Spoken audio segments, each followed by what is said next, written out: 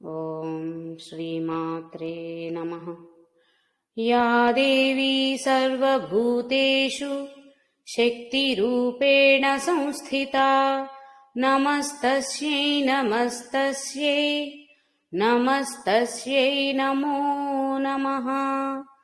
సర్వమంగళమాంగళ్యే శివే సర్వార్థసాధికే శరణ్యే త్ర్యంబకే దేవి నారాయణి నమోస్తుతే నారాయణి నమోస్తుతే.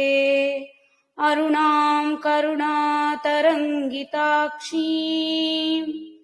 ధృతపాశాంకుశపుష్పబాణచాపాం అణిమాదిభిరావృతాం మయూఖైః అహమిత్యేవ విభావయే భవానీ. శ్రీమాత్రే నమః. కిందటి క్లాస్లో 68 శ్లోకాల వరకు పూర్తి చేసుకున్నామండి. శృతి సీమంత సింధూరీకృత పాదాబ్జధూలిక సకలాగమ సందోహ శుక్తి సంపుట మౌక్తిక. మన ఇలా ఆగమ శాస్త్రాల్లో ఉన్నది మొత్తం కూడా ఆవిడే అని, అంటే వేదాంగాల్లో ఉన్నది ఆ శక్తి స్వరూపమే అని. అక్కడ ఎలాగ ఉంది అంటే సందోహ శుక్తి సంపుట మౌక్తిక, ముత్యపు చిప్పలో తయారీ రక్షణగా, అంటే ముత్యపు చిప్పల ద్వారా రక్షణ పొందుతూ ఉన్న ముత్యము వంటిది. ముత్యానికి ఉన్న శుద్ధ గుణం ఏదైతే ఉందో అంత గొప్పదైనది, శక్తివంతమైనది అనేది అర్థం చేసుకున్నాం ఆ నామం ద్వారా. తర్వాత శ్లోకాలు చూసినట్లయితే ఒకసారి శ్లోకాలు ముందు చూసుకొని తర్వాత అర్థం తెలుసుకోవడానికి ప్రయత్నం చేద్దాం. పురుషార్థప్రదా పూర్ణ, పురుషార్థప్రదా పూర్ణ భోగిని భువనేశ్వరి అంబికానాది నిధన హరిబ్రహ్మేంద్ర సేవిత నారాయణీ నాదరూపా నామరూప వివర్జిత హ్రీంకారీ హ్రీమతీ హృద్యా హేయోపాదేయవర్జిత రాజరాజార్చిత రాజ్ఞీ రమ్యా రాజీవలోచనా రంజనీ రమణీరస్య రణత్కింకిణి మేఖలా రమా రాకేందువదనా రతిరూపా రతిప్రియా రక్షాకరీ రాక్షసఘ్నీ రామా రమణలంపటా. నా వాయిస్ ఏమన్నా ఎక్కువగా ఉందా అండి? లేదు. Okay sir, okay, thank you. Okay అండి. సో 69వ శ్లోకం కనుక ఒకసారి గమనించినట్లయితే చిన్న పురుషార్థ ప్రద పూర్ణ భోగిని అన్న నామాలకు కూడా గ్రహించడానికి ప్రయత్నించాం కిందటి క్లాస్లో. పురుషార్థములు, చతుర్వేద పురుషార్థములు ఏవైతే మనం చెప్పుకుంటామో ధర్మ అర్థ కామ మోక్షం, వీటన్నిటినీ కూడా ప్రసాదిస్తుంది. అందువల్లే పూర్ణ, పరిపూర్ణమైన శక్తి స్వరూపం అని. అంటే కేవలం మోక్ష మార్గాన్ని మాత్రమే సూచించడానికి, అది సాధించడానికే కాకుండా ముందు ఇహంలో ఉన్నటువంటి వాటినన్నిటినీ గ్రహిస్తూ వాటి ద్వారా పరానికి చేరుకోవడానికి మార్గం సుగమం చేస్తుంది అనేది కూడా లలిత సహస్రనామాల ద్వారా, అంటే గొప్పదైనటువంటి శ్రీ విద్య వల్ల కలిగే లాభాలేంటి అంటే ఇహం మాత్రమే కాదు, పరంలో, అంటే పరం మాత్రమే ఉంటుంది, ఇహం లేదు అంటే ఆసక్తి తగ్గిపోతుంది. మానవ రూపంలో మనం ఉన్నప్పుడు ఈ బంధాలన్నిటికీ కట్టుబడిపోయి ఉన్నాం కాబట్టి కొన్ని ఎంత తొలగించాలని ప్రయత్నించినా కానీ వెంటనే మన నుంచి సమసిపోవు. కాబట్టి అవి సాధించుకుంటూనే, ఆ తృప్తి పొందుతూనే, ఇవన్నీ కూడా దేనివల్ల దక్కినయి అన్న స్ఫురణని ఎప్పుడూ ఉంచుకొని, అంటే అన్నిట్లో సకలంలో ఉన్నటువంటి ఆ జగన్మాత పరమాత్మ లేదా పరాశక్తి ఎవరైతే ఉన్నారో తన ఇది ఇవ్వడం వల్లే మనకి అవి ఆ శక్తి మనకి ప్రసాదించడం వల్లే ఇవన్నీ దొరికాయి అన్న స్పృహ మనకి ఇప్పుడు ఉన్నట్లయితే, అంటే అందుకని మనకి నిత్యం తినే అన్నం దగ్గర నుంచి వేసుకునే వస్త్రం వరకు కూడా మనం అన్ని దైవార్పణం చేసి వేసుకోవడానికి కారణం ఏంటంటే కృతజ్ఞతాభావం. మనకి ఇవన్నీ వచ్చాయి అంటే ఆ తల్లి కృప ఉండడం వల్ల, లేదా పరమాత్మ కృప ఉండడం వల్ల, ఆ పరమాత్మ వల్ల మనకి మనం పొందినవి అని అన్న స్పృహ మనకి ఎప్పుడు గుర్తుండాలి అని మన ధర్మంలో పెట్టిన ఆచారాలు, అలవాట్లు ప్రతిదాన్ని దైవార్పణం చేసుకోవడం. అర్పణం అంటే మనం ఇస్తేనే దేవానికి దక్కడం కాదు కదండి. మనం నైవేద్యం పెడుతున్నాము దేవతలకి అంటే మనకి పొందిన దానికి తృప్తి పడుతూ మనం కృతజ్ఞత తెలుపుకుంటున్నాం. నాకు ఇది దక్కినందుకు నీకు కృతజ్ఞతాపూర్వకంగా నమస్కరించుకుంటున్నాను అని మనం పెట్టగలిగిన నైవేద్యాలని మన మన పరిస్థితులు, స్థితులు రెండూ కూడా ఎలా సహకరిస్తున్నాయో అటువంటి నైవేద్యాలను మనం ఎందుకు పెడుతున్నాము అంటే ఇదంతా కూడా ఆ తల్లి ప్రసాదమే అన్న విషయాన్ని మళ్ళీ మనకి మనం గుర్తు చేయడం కోసం. ఆ విధంగా పురుషార్థప్రద పూర్ణ అన్ని రకములు అంటే అన్ని అర్థములు పురుషార్థములు అన్నిటినీ ప్రసాదించేది ఆ శక్తే. అందువల్ల ఆ శక్తి స్వరూపం పరిపూర్ణమైనది, పూర్ణ అన్న నామం ద్వారా పరిపూర్ణమైనది అన్న విషయాన్ని మనం గ్రహించవచ్చు. తర్వాత భోగిని, ఇహంలో ఉన్నటువంటి వాటిని కూడా మనం పొందగలుగుతున్నాం, ఆనందించగలుగుతున్నాం అంటే ఆసక్తి వల్లే అయినప్పుడు తర్వాత పరమాత్మ స్వరూపాన్ని చేరడానికి కూడా తనే సహాయపడుతుంది. కాబట్టి అక్కడ ఉండే ఆనందమయ స్థితిని కూడా మనం పొందగలుగుతున్నాము. ఈ ఆనందాన్ని, ఇహలోకంలో ఉన్న ఆనందాన్ని, పరలోకంలో కలుగుతున్నటువంటి లేదా పరమాత్మను చేరిన తర్వాత పొందేటువంటి ఆనందాన్ని రెండింటినీ పొందగలుగుతుంది ఈ శక్తి వల్లనే. కాబట్టి ఆవిడ పరిపూర్ణమైన ఆనందమయ రూపం లేదా ఆనంద స్వరూపం అని చెప్పడానికి భోగిని అంటే అన్ని భోగములు. భోగములు అనగానే మనం ఇక్కడ పొందేటువంటి సౌఖ్యాలు, సుఖాలే కాకుండా అవసరమైనవి, కావలసినటువంటివి. ఈ స్పృహ మనం ఎప్పటికీ గుర్తుపెట్టుకోవాలి. అవన్నీ కూడా మనం పొందగలిగేది ఆ శక్తి వల్ల. కాబట్టి ఆవిడని భోగిని అని కూడా తెలుసుకుంటున్నాం. ఆ తర్వాత భువనేశ్వరి, అన్ని భువనములకు ఈశ్వరి.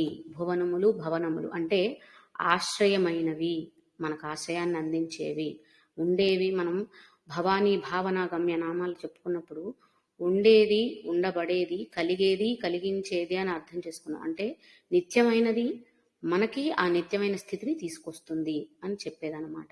కాబట్టి భువనములన్నిటినీ, అంతే కదా, జగజ్జనని అన్నప్పుడు అన్ని భువనాలని తనే పాలిస్తుంది. కాబట్టి భువనములకు ఈశ్వరి.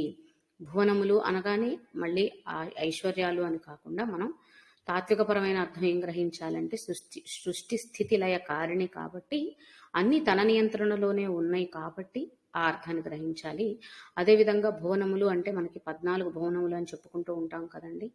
అతల సుతల 14 భువనములు, కింద 7 పైన 7. అవి ఏంటి అని ఎవరికైనా ఆసక్తి ఉంటే నోట్ చేసుకోవాలనుకుంటే తెలుసుకోవచ్చు. అతల, వితల, సుతల, తలాతల, రసాతల, మహాతల, పాతాల. ఇవి కింద నుంచి భూమి వరకు ఉండేవన్నమాట. మళ్ళీ ఒకసారి రిపీట్ చేస్తాను. అతల, వితల, సుతల, తలాతల, రసాతల, మహాతల, పాతాల. ఇవి కింద నుంచి చెప్పుకునే లోకాలైతే పైన ఉన్న ఇంకొక 7 లోకాలు ఏంటి అంటే భూలోక, అంటే భూలోకం వరకు కూడా మనకి భూలోకం కింద పాతాళం అని తెలుసు కదా, దాని కింద ఉన్న లోకాలు అన్నమాట మనం చెప్పుకుంది. ఇప్పుడు భూలోక, భువర్లోక, సువర్లోక, మహాలోక, జనాలోక, తపోలోక, సత్యలోక. భూలోక, భువర్లోక, సువర్లోక, మహాలోక, జనాలోక, తపాలోక, సత్యలోక. ఇవి ఇక్కడి నుంచి చెప్పుకుని మరొక 7 లోకాలు. అంటే మొత్తం 14 లోకాల్లోనూ ఉన్నది ఆవిడే అని చెప్పడం కోసం కూడా మనం గ్రహించవచ్చు. ఎందుకంటే మనం మణిద్వీపాన్ని కూడా గ్రహించినప్పుడు మణిద్వీపంలో ఎన్నో రకాల పార్టీషన్స్తో రకరకాల గదులు లేదంటే ప్రాకారాలు, చిన్న చిన్న ప్రాకారాలు చాలా ఉంటాయని తెలుసుకుంటూ ఉంటాం కదా. ఇవన్నీ కూడా వాటి రిప్రజెంటేషన్ అనుకోవచ్చు అనమాట. అదేవిధంగా భువనేశ్వరి అన్న నామం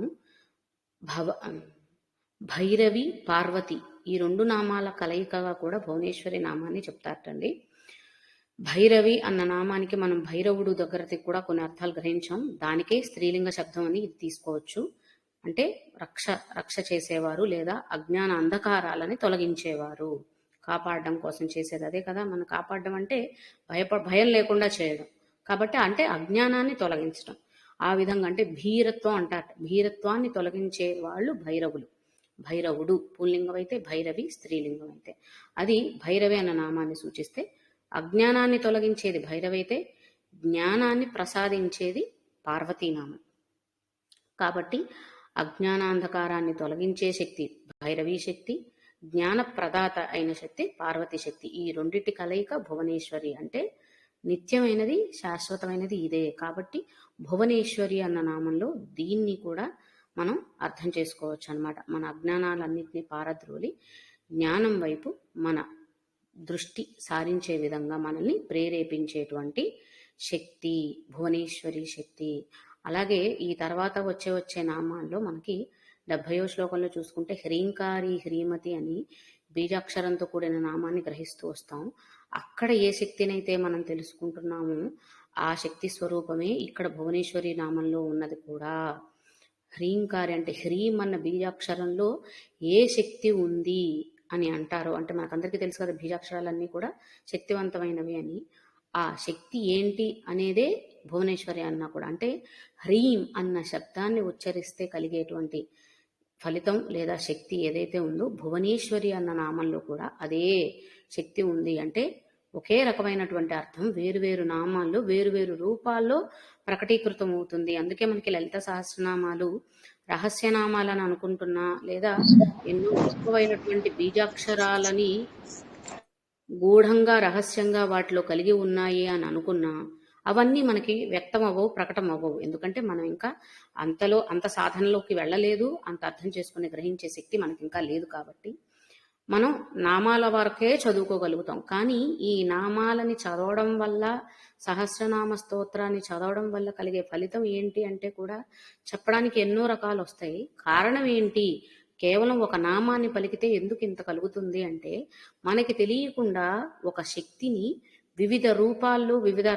రకాలుగా నిక్షిప్తం చేసి ఉంచారు. కాబట్టి వశిన్యాది వాగ్దేవతలు వాటిని, అంటే ప్రతిదీ కూడా ప్రత్యక్షంగానే కావాల్సిన అవసరం లేదు, పరోక్ష రూపంలో కూడా ఉంటుంది. కాబట్టే వీటిని చదవడం వల్ల అంత శక్తి మనకు కూడా వస్తుంది అనేది మళ్ళీ మళ్ళీ మనకి పెద్దవాళ్ళందరూ చెప్పేది ఎందుకు, ఋషులు మునులు వీళ్ళందరూ ఎందుకు చెప్పారు ఘంటాపదంగా వీటిని చదువుకుంటే మంచి కలుగుతుంది అంటే అర్థం చేసుకోవాల్సింది ఇదనమాట. ఈ విధంగా అందులో నిక్షిప్తమై ఉన్నాయి ప్రతి ఒక్క నామంలోనూ. మనకు బయట కనిపించేది అంటే, ఎందుకంటే నామార్థం తెలుసుకుంటే ఈ బయట వారు మాత్రమే అర్థం అవుతాయి. భువనేశ్వరి అనగానే అన్ని భువనములను పాలించే శక్తి అని చెప్పేసుకుంటాం. భువనాలు ఏంటి అంటే చెప్పుకున్నాం 14 లోకాలు అని. ఈ లోకాలను పాలిస్తుంది అంటే ఆ లోకాలు అక్కడెక్కడో ఉన్నాయి, వాటిని పాలిస్తుంది. కాబట్టి ఆ తల్లిని అమ్మవారు భువనేశ్వరి అని పిలుస్తున్నాము, అంతవరకే గ్రహించగలుగుతాం.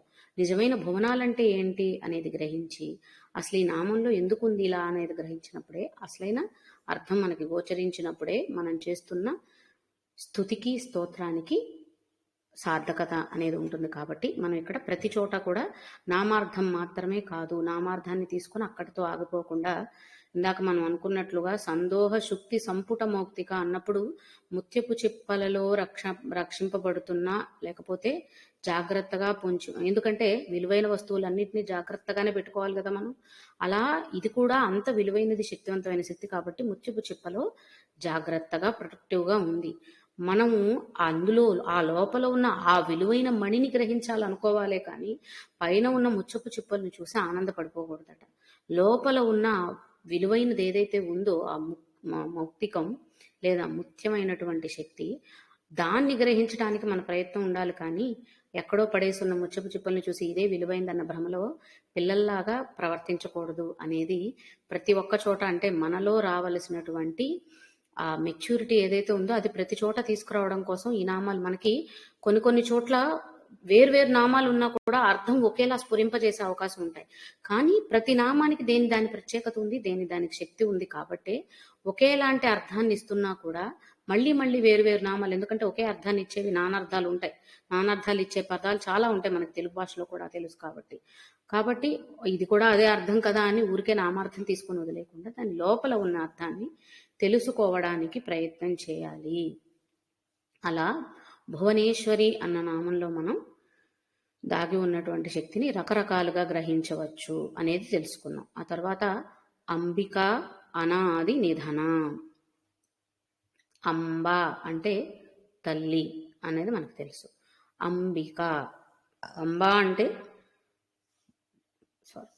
మనం సహజమైన అర్థం తీసుకున్నట్లయితే గనక జగత్తునంతా ఏలే తల్లి, లోకకారిణి. కాబట్టి అంబిక తల్లి అమ్మ అని పిలవడంలో మరి సృష్టికర్త తనే అయినప్పుడు అమ్మ అని పిలుస్తున్నాం. అమ్మ అనేది సంస్కృతంలో అంబ అనేది పిలుస్తున్నాం. అది సహజంగా మనం గ్రహించగలిగినటువంటి అర్థం.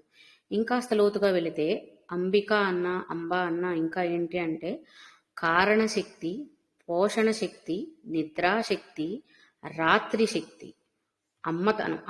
అమ్మ అంటే జగజ్జననిత, పాలించే శక్తి, పోషించే శక్తి, కారణమైనటువంటి శక్తి, నిద్రాశక్తి, రాత్రి శక్తి. నిద్రాశక్తి అని అంటారు అంటే మనం మనం తీసుకొని మనం మనం చేసే రోజు మన నిత్య జీవితంలో ఉండేటువంటి సహజ నిద్ర కాదండి, యోగ నిద్ర.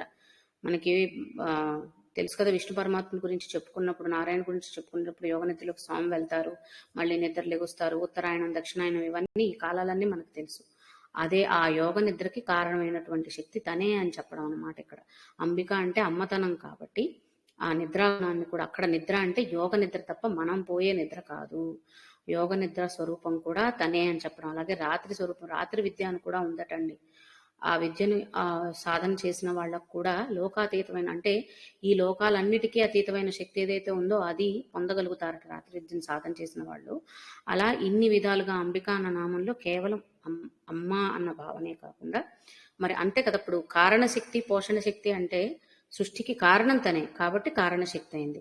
సృష్టిని చేయడంతో సరిపోలేదు కదా, సృష్టిని పోషిస్తుంది కూడా తనే, తన సృష్టికి కావాల్సినవన్నీ సమకూరుస్తుంది తనే కాబట్టి పోషణ శక్తి కూడా తనే. అమ్మ అన్నప్పుడు తనే కారణశక్తి, తనే పోషణ శక్తి. ఏదైనా ఇప్పుడు ఒక వస్తువు, మనమే ఏదైనా వస్తువు తయారు చేస్తే, లేదా ఒక వంటకం, ఒక పదార్థం వండితే ఇది మనం చేసాము, దీనికి కావాల్సినవన్నీ మనమే ఏర్పాటు చేసుకొని ఈ పదార్థాన్ని తయారు చేసాము అని చెప్తాం కదా.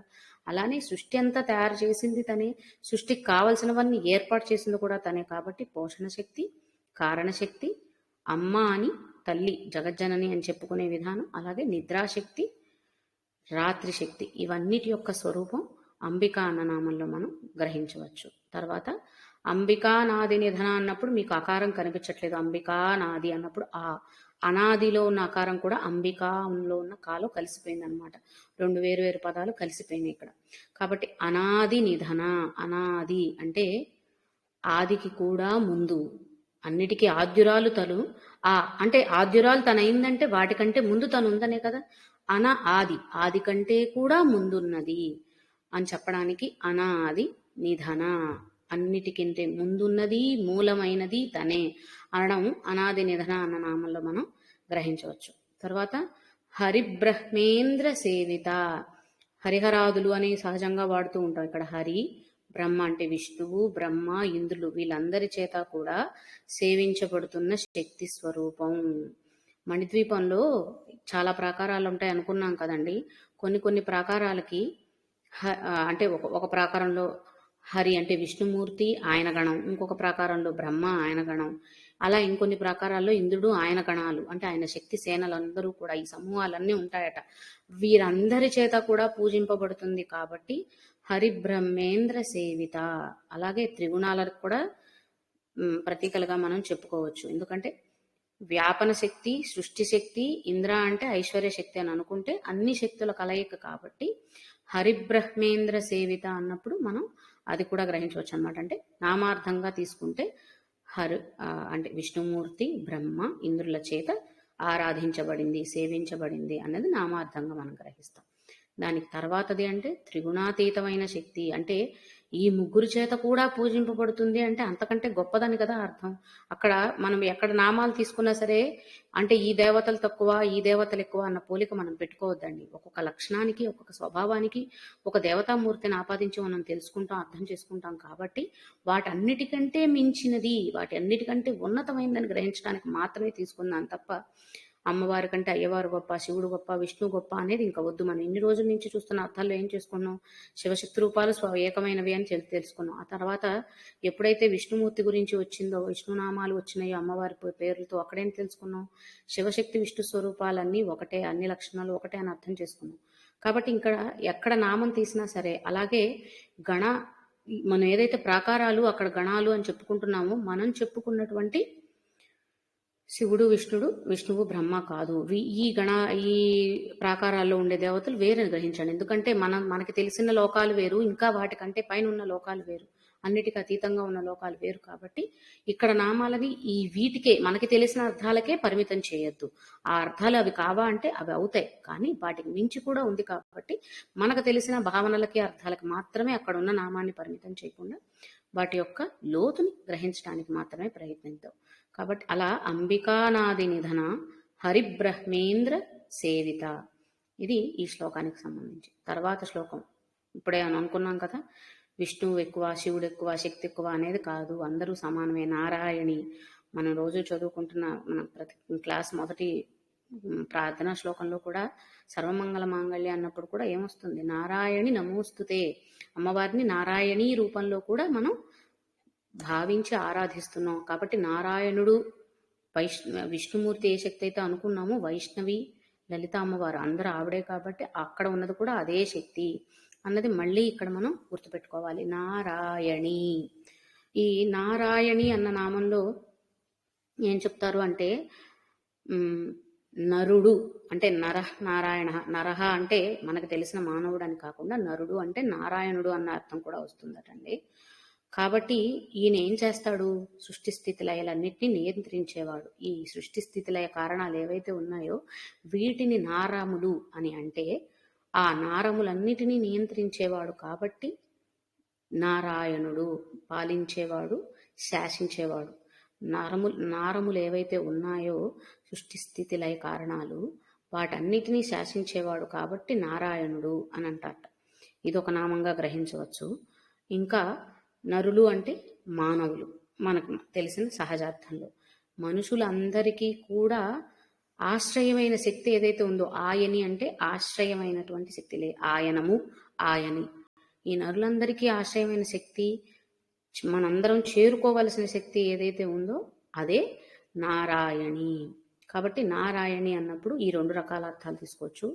ఇది కూడా కాకుండా సృష్టికి ముందు ఎప్పుడైతే ఈ భూమండలం అంతా కూడా జలమయంగా ఉందో, అంటే నీరము, నారము, అందులో నుంచి సృష్టి చేయాలనుకున్నప్పుడు దాన్నంతా పాలించిన శక్తి కూడా ఆవిడే అని చెప్పడానికి కూడా నారాయణి అంటే మనం చెప్పుకున్నాం కదా, ఆది అనాది అన్నప్పుడు ఆది కంటే ముందు, సృష్టి ప్రారంభానికి ముందు కూడా ఉంది. కాబట్టి జలమయంగా ఉన్నటువంటి అంటే నీరము లేదా నారముగా ఉన్నటువంటి పరిస్థితుల్లో కూడా ఈ జగత్తునంతా తను ఏలుతూ కాపాడుతూ ఉంది అని చెప్పడానికి కూడా నారాయణి అన్న నామాన్ని తీసుకుంటారట. ఈ విధంగా నారాయణి అన్న నామాన్ని మనం గ్రహించవచ్చు.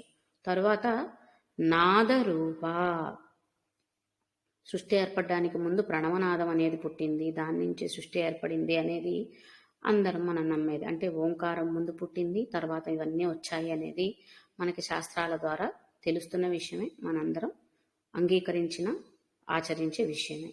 కాబట్టి అంటే శక్తి అనే దానికి రూపాతీతమైనది అని మనకు తెలిసినప్పటికీ రకరకాల రూపాల్లో ప్రకటీకృతం అవుతుంది కూడా ఆ శక్తి అని మళ్ళీ మళ్ళీ మనం గ్రహించడానికి ఉపయోగపడతాయి ఈ నామాలని. కాబట్టి ఇక్కడ నాదము రూపంలో గ్రహించడానికి పనికొస్తుంది.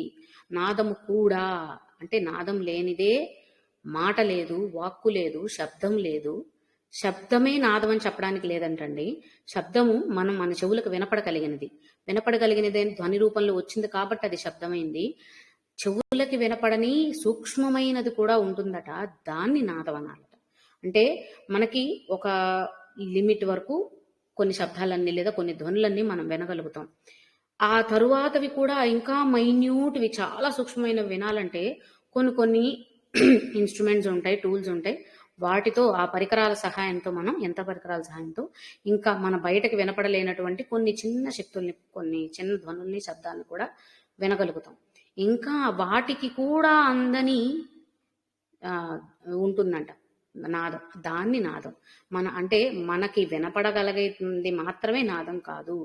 మనం వినలేనివి, యంత్ర పరికరాల సహాయంతో కూడా వినలేనివి ఉన్నవి ఏవైతే ఉన్నాయో అవే నాదాలు. ఎప్పుడైతే మనిషి ఆ నాదాన్ని వినగలుగుతాడో, గ్రహించగలుగుతాడో అదే మోక్షస్థితి అట. నాదరూప అన్నదానికి అర్థం అలా కూడా అది తీసుకోవాల్సింది. మనం ఇక్కడ ఒకటి మనం తీసుకునే ప్రతి శబ్దానికి శబ్దరూపం ఆవిడే. ఎందుకంటే మంత్రరూప శక్తి అంతా ఆ తల్లే అని మనకి ముందు అమ్మవారి రూపవర్ణన చేసుకున్నప్పుడు కూడా మంత్రరూపాలే అమ్మవారి ఆభరణాలను గ్రహించినప్పుడు అందులో నుంచి వచ్చే ప్రతి ధ్వని కూడా ఆవిడే అని గ్రహించాం. అదేవిధంగా అదే అర్థాన్ని ఇక్కడ స్ఫురించుకుంటూనే దానికి మించింది కూడా, దానికి అతీతమైనది కూడా మన కుండలినిని కనుక గ్రహించినట్లయితే, అంటే ఇక్కడ కుండలినితో ప్రకృతితో అన్నిటితోనూ మనం చూసుకుంటున్నాం కాబట్టి కుండలినిని తీసుకున్నప్పుడు మూలాధారం దగ్గర ఉన్నటువంటి నాదం ఏదైతే ఉందో అది మనకు అంతు పట్టదంటండి, మనం వినలేమంట. గ్రహించడానికి అవ్వదంట. ఎప్పుడైతే అది మూలాధారం నుంచి ప్రయాణమై నాభి దాకా వస్తుందో, నాభి నుంచి ఇప్పుడు మనం ఓంకారం పలికినప్పుడు కూడా ఏం చెప్తాం? ఆ ఊ అని పలికినప్పుడు నాభి నుంచి తీసుకురావాలి. ఓంకారం పలికినప్పుడు కేవలం కంఠం కాదు అని చెప్తూ ఉంటారు కదా. యోగా ప్రాక్టీసెస్లో ఉన్న వాళ్ళు కానీ, ధ్యానం చేసుకునే వాళ్ళకి కానీ తెలుస్తుంది. అక్కడ అంటే ఆ మూలాధారం నుంచి ప్రయాణమై ఇక్కడ దాకా వచ్చిన నాభిస్థానం దాకా వచ్చిన తరువాత మాత్రమే, నాభి నుంచి మాత్రమే మనకి వ్యక్తీకృతం అవుతాయట ఈ శబ్దాలన్నీ కూడా. అంతకంటే కింద ఉన్న సూక్ష్మమైన స్థితిలో ఉన్నటువంటి నాదాన్ని మనం పట్టలేమట. కాబట్టి అది అంత లోతైనది అని చెప్పడానికి నాదరూప అననామం. అదేవిధంగా మనకి నాదము అనగానే సంగీతాన్ని కూడా ఇక్కడ ఆపాదించుకోవాలి అండి. సప్తస్వరాలు ఏవైతే ఉన్నాయో మన కుండలినీచలో చెప్పుకునేటువంటి ఈ 6 చక్రాలు 7 సహస్రారంతో కలుపుకొని సప్తస్వరాలు, అలాగే వారంలో ఉన్నటువంటి 7 రోజులు, ఇవన్నీ కూడా ఒకదానికొకటి లింక్ అయి ఉన్నాయంటండి. నాదోపాసన అని ఉంటుందంట. అందులో మనకి 7 స్వరాలు సరిగమ పదని అని తెలుసు కదా. వారంలో ఒక్కొక్క రోజుకి ఒక్కొక్క అక్షరం అటండి. అక్షరంలో ఉన్న శక్తిని గమనించండి. ఆ వారంలో ఉన్న ఒక్కొక్క రోజుకి ఒక్కొక్క అక్షరాన్ని చెప్తారట.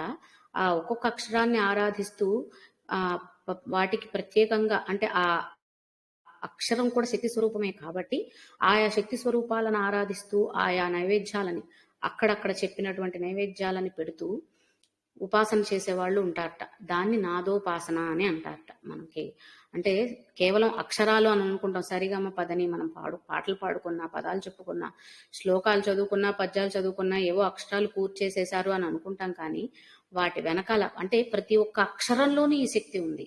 కేవలం సరిగమ పదని అనే 7 అక్షరాల్లోనే ఉన్నాయని కాదు, కానీ ప్రతి అక్షరంలోనూ ఉంది. ప్రత్యేకంగా ఇవి ఎలా అయితే మనం బీజాక్షరాలు ప్రత్యేకమైనవి, వాటిని శక్తివంతమైనవి అని చెప్పుకుంటున్నాము, ఈ అక్షరాలు కూడా స్వరాలను ఇస్తున్నాయి. కాబట్టి అంటే నాదము అంటే మనకి ప్రకటీకృతమయ్యేది అక్షర రూపం, స్వర రూపం అండి. నాద అన్న 2 అక్షరాలను తీసుకున్నట్లయితే కూడా ప్రాణరూపం, అగ్నిరూపం అంటండి. నా ప్రాణరూపం, ద అక్షరం అగ్నిరూపం అట.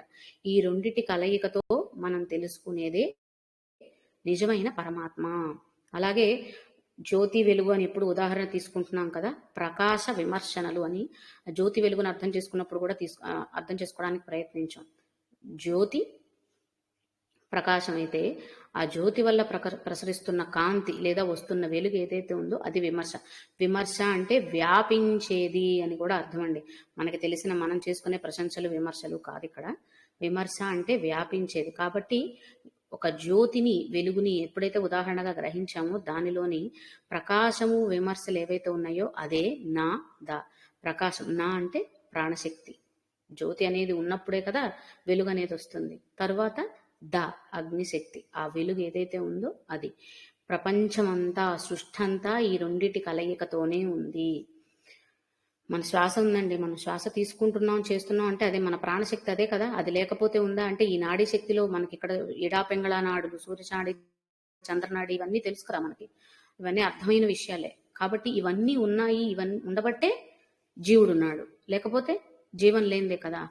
అలాగే సృష్టి అంతటికి కూడా ఇవే ఆధారభూయిష్టం. కాబట్టి నాదరూప అనే నామాన్ని అమ్మవారికి లేదా ఆ పరాశక్తికి ప్రతిరూపంగా గ్రహించవచ్చట. ఇది నాదరూప అంటే ఇందా మనం చెప్పుకున్నట్టు సప్తస్వరాలతోనూ ఆ స్వరాలని కూర్చి లేదా ఆ శబ్దాలని గ్రహించి అక్షరాలనిచ్చి ఆ అక్షరాలని మంత్రరూపంలోకి మార్చి వాటిని మనం చదవడానికి ఉపయోగించమని మనకి ఇచ్చారు. అంటే ఏ విధంగా వాటి వెనకాల ఒక అంటే సైంటిఫిక్ అరేంజ్మెంట్ అండి. అంటే అలాంటి రోజు వాడేటువంటి పదాలు కూడా చాలా తక్కువైపోతాయేమో ఈ అమరికలని. దీని వెనకాల వాళ్ళు చేసిన కృషిని మనం గ్రహించితే ఒక్కొక్క శబ్దం ద్వారా ఆ శక్తిని గ్రహిస్తూ ఆ శబ్దాలని మళ్ళీ కూర్చి కావలసినట్టుగా అమర్చి వాటిని మంత్రాలుగా పేర్చి మళ్ళీ వాటిని స్తోత్రాలుగా రాసి మనల్ని చదువుకొని ఉద్ధరించమని మనకి వారు ఇవ్వడం అంటే వాళ్ళు వాటి వెనకాల చేసిన కృషి. ఆ కృషి అంటే వాళ్ళు ఏదో కష్టపడ్డారని కాదండి. వారి యొక్క మేధస్సు అక్కడ ఎంత గొప్పగా ఆలోచించి మన కోసం ఇవన్నీ చేశారు అన్నప్పుడు నాకు మాటలు చెప్పడానికి కూడా అర్థం కావట్లేదు. అంత గొప్పగా శక్తి అంతా కూడా ఒకే చోట కేంద్రీకరించి ఎక్కడెక్కడికో వెళ్ళి వెతుక్కోవాల్సిన అవసరం లేకుండా శక్తిని అంతటినీ ఈ రూపాల్లో, ఈ నామాల్లో, అక్షరాల్లోనే పెట్టేసేసి మనకి ఇవ్వడం అంటే, మనం ఏ దేవతా స్తుతి స్తోత్రాలు చదువుకున్నా అన్నిట్లో నుంచి తీసే సారం ఇదేనండి. నిజమైన శక్తి ఏంటి అని గ్రహించటమే ప్రతి దేవతా స్తోత్రంలోనూ కూడా ఉండేది. వాటిని రకరకాల విధానాలలో అర్థమయ్యే విధంగా, అంటే ఒక్కొక్కరికి ఒక్కొక్కటి సులువుగా ఉంటుంది. కొంతమంది, అందరం వేదాలు చదవలేం. వేదశాస్త్రానికి కావాల్సినటువంటి శ్రద్ధాసక్తులు, ఓపిక ఉన్నవాళ్ళు కొంతమందే ఉంటారు. వాళ్ళు వేద పఠనానికి వెళ్ళగలుగుతారు, వాళ్ళు వేదాధ్యయనాల ద్వారా చేయగలుగుతారు. ఆ స్థాయి అందరికీ లేకపోవచ్చు. మనం ఏం చేయగలమో ఆ విధంగా ఒకదాన్ని ఎంచుకొని చేయడం కోసం ఇన్ని రకాల విధానాలు, ఇన్ని స్తోత్రాలు, స్తుతులు, శాస్త్రాలు, ఉపనిషత్తులు, ఇన్ని రకాలు మనకి ఎందుకు ఇచ్చారు అంటే, దాని నుంచి మళ్ళీ ఒకరినొకరం గొడవ పడుతూ నేనెక్కువ, ఇది తక్కువ, అది ఎక్కువ అనేసి డిబేట్లు పెట్టుకోవడానికి కాదు. వాటన్నిటిలో నుంచి గ్రహించవలసిన సారాంశాన్ని మాత్రమే చూడాలి తప్ప, ఏది పెద్దది, ఏది నిజమైంది, ఏది గొప్పది, ఎందులో ఎవరిని తిట్టారు, ఎందులో ఎవరిని తక్కువ చేశారు, ఎందులో ఎవరిని ఎక్కువ చేశారు, ఈ ఎంచుకోవడం కోసం కానే కాదు. ఏ దేవతా స్తోత్రం అది ఇవన్నీ కాకుండా కాలాన్ని బట్టి ఏది ట్రెండీగా ఉంటే అది నేర్చుకుందాం. ఇప్పుడు అందరు ఇదే చదువుతున్నారు, ఇదే ప్యాషన్ అని, ఈ శాస్త్ర లిఖితమైనటువంటి వీటిలో ఉన్న శక్తి ఏంటి, వాటిని మనం వాడుతున్న విధానం ఏంటి, మనం ఏమర్థం చేసుకోవడానికి ప్రయత్నిస్తున్నాం? జనాలందరూ ఏ పారాయణలు వెంట పడుతున్నారో, ఏవి చదువుతున్నారో, ఎవరెవరు ఎక్కువ సామూహిక పారాయణలు, పూజలు వేటి మీద పెడుతున్నారో అవి ఎక్కడ నేర్పిస్తారా? అవి నేర్చుకోవడానికి వెళ్ళిపోదాం, అవి చదివేసేద్దాం. అవి చదివేస్తే ఇవాళకి లేదా ఇప్పటికి ఎంతవరకు ఆ ట్రెండ్ నడుస్తుందో ఆ ట్రెండ్ వరకే మళ్ళీ దానికి శక్తిని ఇస్తామండి. మన గొప్పతనం ఏంటంటే, ఇవాళ ఒక సంవత్సరం పాటు, కొన్ని నెలల పాటు అందరూ ఈ దేవతారాధనలు లేదంటే ఈ దేవతా స్తోత్రాలు చదవమంటే అప్పటి వరకే చదువుతాం. అప్పటి వరకు అవి ఎంత గొప్పవి, శక్తివంతమైనవి, అవి చేయడం వల్ల ఏవో దొరికినాయి, జరిగేసినాయి అంటాం. తర్వాత మళ్ళీ వెంటనే ఇంకో కొత్త ట్రెండ్ స్టార్ట్ చేశారంటే పాతదాని వల్ల వచ్చింది వదిలేస్తాం. అప్పుడు అంటే ఆ దేవి లేదా ఆ దేవత, దేవుడు ఎవరైనా సరే, వాళ్ళ స్తోత్రాలు ఏవైనా సరే ఆ కాలం వరకే పాపం పనిచేసినాయి అనమాట.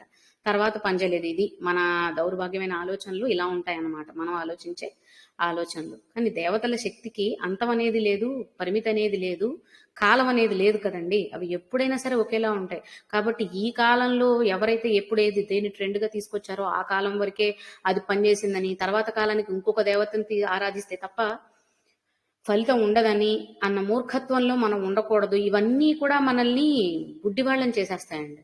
మనల్ని గుడ్డివాళ్ళని చేసేస్తే ఏమవుతుంది? కనిపించదు కాబట్టి ఎవడు చూపించి ఎవడు ఏది చెప్తే అది నమ్మవలసిందే, అంతే కదా. మనం కళ్ళు తెరుచుకొని చూడగలిగినప్పుడు నిజాన్ని అర్థం చేసుకోగలుగుతాం. మనం గుడ్డివాళ్ళం అయిపోయాము అంటే ఎవరేది చూపిస్తే అదే గ్రహిస్తాం. చూపించడం కూడా కాదు, వినిపిస్తేనే ఇంకప్పుడు మనకు కనిపించదు, ఇంకా వినిపించడం మాత్రమే ఉంటుంది. కాబట్టి మనల్ని మనం గుడ్డివాళ్ళని చేసుకోవద్దు. అంటే మన కళ్ళు మన వేలితో మన కన్ను పొడుచుకోవడం అనే ఒక సామెత మనకు తెలుగులో ఉంటుంది చూడండి, అది ఇక్కడ అర్థం చేసుకోవాలన్నమాట. మన వేలితో మనం పొడుచుకోవడం అంటే ఇదే. మనం తెలియకుండా పక్కన వాళ్ళని ఫాలో అవ్వాలనుకుని వాళ్ళు ట్రెండ్ అని ఏది సెట్ చేస్తే, వాళ్ళు ఇప్పుడు ఏది కొత్తగా తీసుకొచ్చి ఇది ఈ విధంగా చేయండి, ఈ పూజలు ఇలా చేయండి, ఈ దేవత ఫోటోలు తీసుకొచ్చుకొని పెట్టుకోండి, లేదంటే ఈ విగ్రహాన్ని పెట్టుకోండి చాలు మీకు అందరు నడిచిపోతుంది, ఈ మంత్రం చదవండి చాలా అయిపోతుంది అని ఒక ట్రెండ్ని తీసుకొచ్చినప్పుడు దాన్నే గుడ్డిగా ఫాలో అయిపోతుంటాను చూడండి. అదే మన వేలుతో మన కంటిని మనమే పొడుచుకోవడం. అలాంటి పిచ్చి పనులు మనం చేయకూడదు. ఎందుకంటే మనం చిన్నపిల్లలం కాదు కదా. పసిపిల్లలైతే వాళ్ళ జుట్టు వాళ్ళే పీక్కొని ఏడుస్తారు, వాళ్ళ కళ్ళు వాళ్ళని గిల్లుకొని ఏడుస్తారు నొప్పి పుడుతుందని. లేదంటే మనం ఇందాక అనుకున్నట్టు వాళ్ళ వేలతో వాళ్ళ కంటిని పొడుచుకొని బాధపడతారు. మనం ఆ స్థాయిలో లేము, అంతకంటే ఎదిగాము, అంతకంటే పరివర్తన మనలో ఉంది ఆలోచనల్లో. కాబట్టి దాన్ని మనం ఎప్పటికీ నిలుపుకోవాలి. ఎవరో ఏదో చెప్పారని గుడ్డిగా నమ్మి వెళ్ళిపోవద్దు. ప్రతిదీ కూడా మన దృష్టితో మనం తెలుసుకోవాల్సిందే. మనం ఎప్పుడు చెప్పుకున్నా అదే మాట, మళ్ళీ అదే చెప్తున్నాను. కాబట్టి నాదరూప, ఈ జగత్తంతా మంత్రస్వరూపం అని అనుకున్నప్పుడు ఆ మంత్రాలన్నీ అక్షరాలతోనే కూర్చబడినాయి. కాబట్టి ప్రతి అక్షరంలోనూ, ఇంకా చెప్పాలంటే మొత్తం, అంటే సంస్కృత పరంగా అక్షరాలు తీసుకుంటే మొత్తం 50 అక్షరాలటండి. మనం ప్రపంచ భాషలు ఏవైనా తీసుకున్నప్పటికీ, కేవలం భారతదేశ భాషలే కాదు, ఈ 50 అక్షరాల యొక్క ధ్వని, శబ్దం ఏదైతే ప్రకటీకృతం అవుతుందో ప్రపంచ భాషలన్నిటిలోనూ ఉన్నది కూడా ఇదే, ఇంతకు మించి ఇక లేదట, అన్నిటికంటే మూలమైంది. కాబట్టి ఈ 50 అక్షరాల్లో ఏ శక్తి అయితే దాగి ఉందో, ఇంకా ప్రపంచ ప్రఖ్యాత కాంచిన ఏ భాషలైనా, ఇప్పుడు మనందరం వెంటబడుతున్న ఇంగ్లీష్ భాష అయినా, ఆంగ్ల భాష అయినా, ఏ భాషకైనా సరే ఈ శబ్దాల నుంచి వెలువడిన అక్షరాలే. కాబట్టి ఈ 50 అక్షరాలతో కూర్చబడినటువంటి మంత్ర స్వరూపం ఏదైతే ఉందో అది ఆవిడే అని చెప్పడం కోసం. అంటే ఈ అక్షరాలని కలపటం వల్ల, లేకపోతే అక్షరాల్లో శక్తిగా ప్రకటీకృతం అవుతుందంటే, అక్షరాల సృష్టి జరిగింది కూడా ఆ శక్తి నుంచే కదా. అన్నిటికంటే మూలమైన శక్తి తనే. తన నుంచే ఇవన్నీ సృష్టించబడ్డాయి, ప్రకటీకృతం అవ్వబడ్డాయి. మళ్ళీ వాటిలో ఉన్న శక్తిని మనం ఆ శక్తి ద్వారానే గ్రహించగలుగుతున్నాం. చెవులు ఇచ్చింది తల్లి. ఆ చెవులో వినికిడి శక్తి అనేది లేకపోతే ఇవి వినలేం కదా. కాబట్టి అవయవాలు ఇచ్చింది, ఆ అవయవాలకి శక్తిని కూడా ప్రసాదించిన ప్రదాత ఆవిడే. వాటి వల్ల మళ్ళీ వాటికి కారణమైన వాటిని అంటే చెవులు దేనికి? వినడానికి పనికొస్తాయి. చెవులను ఇవ్వడమే కాకుండా వినే శక్తిని వాటికి ఇచ్చి ఏం వినాలి అంటే ఇలాంటి గొప్ప గొప్పవన్నీ వినండి, మంచివి వినండి, మంత్ర స్వరూపాలను విని అందులో ఉన్న శక్తిని గ్రహించండి అని చెప్పి చెప్తుందన్నమాట తల్లి. అలా మనం నాదరూప అన్న నామాన్ని గ్రహించవచ్చు. అలా నారాయణీ నాదరూప నామ రూప వివర్జిత. నామము రూపము వాటికి సంబంధం లేనిది, అతీతమైనది. మనం ఎప్పుడు చెప్పుకునేది అదే కదా. విగ్రహారాధనలను చెయ్యాలి. ఎందుకు చేయాలి అంటే అంతకు మించిన శక్తి ఉంది అనేది గ్రహించడం కోసం చేయాలి. అంతే తప్ప అక్కడే మన జీవితాలని అంకితం చేసేసి ఇంతకంటే పెద్ద పటాలు తెచ్చుకుంటే, ఇంతకంటే కలర్ఫుల్ పటాలు తెచ్చుకుంటే, ఇంతకంటే కాస్ట్లీవి తెచ్చుకుంటే, బంగారపు పోతలు, రాగి తొడుగులు ఇవి తెచ్చుకుంటే, ఇంకేవో తెచ్చి పెట్టుకుంటే ఏమీ జరగదండి. అవి చేస్తూ తెలుసుకోవాల్సింది ఇవేమీ కానిది అని తెలుసుకోవడం కోసం. అందుకని నామ రూప వివర్జిత, వాటితో సంబంధం లేనిది. ఇంకా ఇక్కడ ఏం చెప్తారంటే పరబ్రహ్మ స్వరూపం అని మనం అర్థం చేసుకునేటప్పుడు అస్థి భాతి ప్రియము నామము రూపము. అస్థి భాతి ప్రియము నామము రూపము, ఈ 5 రకాలుగా ఆ శక్తి మనకి ఎప్పుడూ కూడా ప్రకటీకృతం అవుతూ ఉంటుందట. మళ్ళొకసారి అస్థి భాతి ప్రియము నామము రూపము, ఈ 5 రూపాలుగా ప్రకటీకృతమైతే నామము రూపము అనేవి భౌతికమైనవి లేదా లౌకికమైనవి, ప్రాపంచికమైనవి. ఎందుకంటే దేవతను ఆరాధించాలంటే మనకి నామం కావాలి, ఒక రూపం కావాలి. వాటి ద్వారానే మనం ఆరాధన పూజ ఇవన్నీ చేసుకుంటాం. కాబట్టి ఇవి రెండూ చేస్తూ వెళ్ళగలిగిన స్థితులు ఏంటి, తెలుసుకోగలిగినవి ఏంటి అంటే అస్థి భాతి ప్రియము. అస్థి అంటే ఉన్నది అన్న అర్థం వస్తుందండి సంస్కృతంలో. అస్థి అంటే ఉన్నది, అంటే ఉన్నది అంటే ఎప్పటికీ ఉండేది, నిత్యమైనది అని చెప్పడం కోసం అన్నమాట. నిత్యమైనది. భాతి అంటే ప్రభాసిల్లుతున్నది, భాసిల్లుతున్నది. తేజం, ఆవిడ తల్లి తేజస్సు ప్రకాశిస్తూ ఉంటుంది, ప్రసరిస్తూ ఉంటుంది, ప్రవహిస్తూ ఉంటుంది. ఇవే కదా మనం చెప్పుకుంటున్నాం. అది భాసించటం. అస్థి భాతి ప్రియము. ఇంత ఆవిడ శక్తి అంతటా ప్రకాశించిన తర్వాత భాసిల్లుతుంది అని అనుకున్న తర్వాత అది ఎవరికి వద్దనుకుంటాం? ప్రతి సాధకుడికి కావలసింది అదే. పొందాలనుకునేది అంటే ప్రతి సాధకునికి అవసరమైనది, ఇష్టమైనది, ప్రియమైనది, ప్రీతికరమైనది అంటే అర్థం ఏమొస్తుంది? అదే కదా, ఇష్టమైనది, కావలసినది, కాబట్టి ప్రీతికరమైనది. కాబట్టి అంటే నామరూపాల ద్వారా వీటికి అతీతమైన శక్తిని తెలుసుకోవడం అంటే నామరూపాలని పట్టుకొని వాటి ద్వారా సాధన చేస్తూ వాటికి అతీతమైన అస్థి తత్వానికి అంటే అహం బ్రహ్మాస్మి తత్వం ఏదైతే ఉందో అది తెలుసుకోవడానికి చేసే సాధన. కాబట్టి నామరూపాలు తీసుకొని మీరు సాధన చేసినా నామము రూపము అనేటటువంటిది లేని స్థితి ఎవరైతే ఉన్నారో అది నేను అని చెప్పడం అని అనుకోవచ్చు. ఆ శక్తిని అలానే గ్రహించాలి అని చెప్పుకోవచ్చు. అలాగే సచ్చిత్ ఆనందం అంటాం కదా, ఈ సచ్చిదానంద స్వరూపాలే అస్థి భాతి ప్రియము అని అనుకుంటే ఈ సచ్చిదానంద స్వరూపాలను గ్రహించడానికి, నిజమైన ఆనందమయ స్థితికి చేరడానికి సహకరించేవి, ఆశ్రయకారి అయినటువంటివి నామరూపాలు. నామము రూపము ఇందాక నుంచి ఇందుకు చూపిస్తున్నానండి చిన్ముద్ర. ఈ నామరూపాల ద్వారా అస్థి భాతి సచ్చిదానందమైన స్థితికి సాధకుడు చేరగలగాలి అని ఋషులు అర్థం చేసుకుని ఈ చిన్ముద్రను కూడా మనకి తెలియపరిచారట. అది శాస్త్రాల ద్వారా ప్రకటీకృతం అవుతుందని పెద్దలు చెప్పిన వాక్కు. అది నేను మీ దగ్గరికి తీసుకొస్తాను అన్నమాట. అలా నామరూప వివర్జిత అంటే సచ్చిత్ ఆనందమైన స్థితికి చేరడానికి సహకారి అయినటువంటి స్థితి ఏదైతే ఉందో అవి నామరూపాలు అనుకుంటే, ఇవి కానటువంటి స్థితి మనం ఎంతసేపటికంటే నామరూప వివర్జిత అంటే సచ్చిదానందాన్ని పొందడానికి ఉపయోగపడే నామం అని అనుకోవద్దండి. ఈ నామరూపానికి అతీతమైనటువంటి స్థితి, అవేమీ లేనటువంటి స్థితికి చేరడం ఏంటి అనేది, లేదా ఉన్న స్థితి ఏంటి అని చెప్పేది మాత్రమే ఈ నామం. నామము రూపమునికి అతీతమైన స్థితి ఏంటని చెప్పేది నామరూప వివర్జిత. దాన్ని ఎలా పొందాలి అని అంటే, లేదా ఆ స్థితిని ఏమంటారు అంటే సచ్చిత్ ఆనందమైనటువంటి స్థితి అని అంటారు. దాన్ని ఎలా పొందాలి అంటే నామరూపాల ద్వారా సాధన చేస్తూ ఇవేవి కావు అనే గ్రహింపు కూడా మనం వెళ్ళగలిగితే అప్పుడు దాన్ని తెలుసుకోగలుగుతాం. ఇది మనం అర్థం చేసుకోవాల్సింది. నామరూప వివర్జిత, నారాయణీ నాదరూప నామరూప వివర్జిత. ఇక్కడ వ్యాపన శక్తిని గ్రహించాలి, గుర్తుపెట్టుకోవాలి. నాదరూపము అంటే అక్షర రూపం, ప్రతి అక్షరంలో ఉన్నటువంటి శక్తి తనే అని గ్రహించడం. నామరూప వివర్జిత అంటే అక్షరాలు తనే, అక్షరాల వల్ల ఏర్పడిన నామాలు తనే అయినప్పటికీ కూడా దానికి మించిన స్థితిలో ఉంది ఇంకా శక్తి అనేది గ్రహించడం నామరూప వివర్జిత ద్వారా. ఇక్కడి నుంచి ఇవన్నీ లింక్ చేసుకుంటూనే తర్వాత మనం గ్రహించుకుంటూ వెళ్ళగలగాలన్నమాట. తర్వాత వచ్చిన నామం హ్రీంకారి. హ్రీం అన్న శబ్దం ఇది ప్రస్ఫుటంగా మనకు కనిపిస్తున్నటువంటి బీజాక్షరం. ఇప్పటి వరకు కూడా మనం తెలుసుకున్న నామాల్లో బీజాక్షరాలు ఉండుండొచ్చు, అవి ఏ రూపంలో ఉన్నాయో మనకి తెలియదు. కానీ ప్రతి దానిలో కూడా చాలా చోట్ల ఉన్నాయి.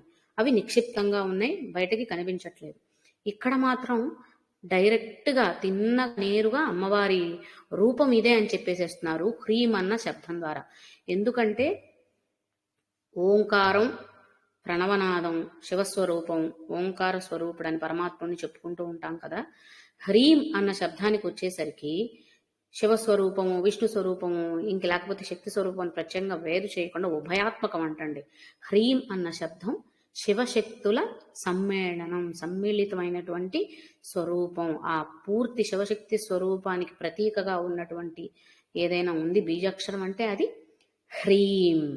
ఓం అంటే ఆ ఉ అంటే 3 శబ్దాలు లేదా 3 ధ్వనుల కలయిక, 3 అక్షరాల కలయిక.